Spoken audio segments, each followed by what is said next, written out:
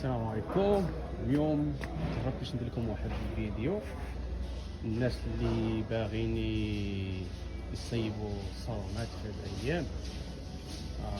بغيت نقول لكم بان هاد الوقيته هادي ماشي وقيته باش تصايب الصالون، لان العود ولا تزاد 30 حتى 40%. هذاك تناخدو فور يستاهل.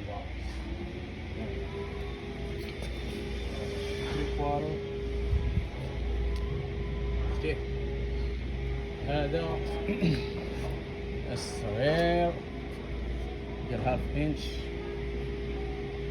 تناخدو سيدي 35 دولار. كاع العود كامل دابا في امريكان تزاد 30-40%.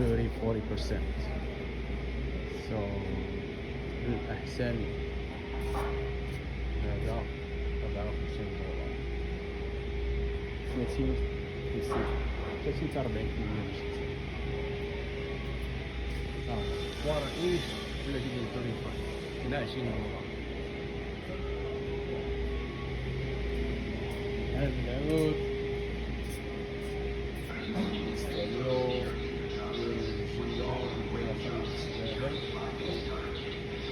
دولار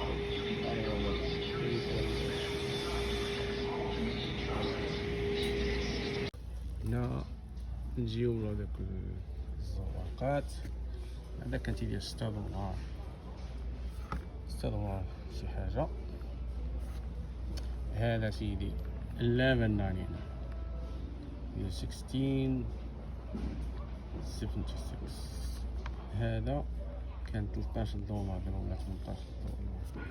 ماشي كلشي تزاد 2-3 دولار للصغار، كاين اللي زاد فيه 4 دولار، كاين اللي زاد فيه 5 دولار. دونك ماشي ذا تايم باش الا كنتي غتصايب الصالون ب 1000 دولار غيطلع لك 1500 من 500 حتى ل 1800 دولار. هذا تا مزيان في الديكور. نمشيو للعود. العود رخيص، ماشي بحال العود الغالي.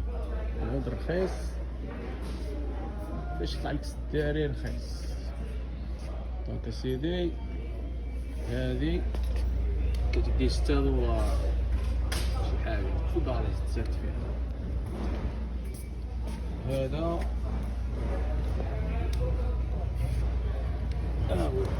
تيدير 8 دولار هو 13 دولار. المهم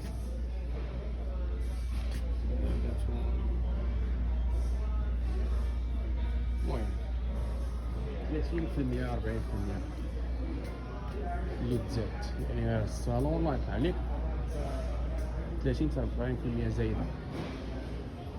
الا ما كنتيش زربان عليه، ما عندك شي اسبوع ولا شي حاجه، احسن لا ما دير حتى شي حاجه. دابا تا يهبط الثمن وهذا الساعه صيبوا راسك.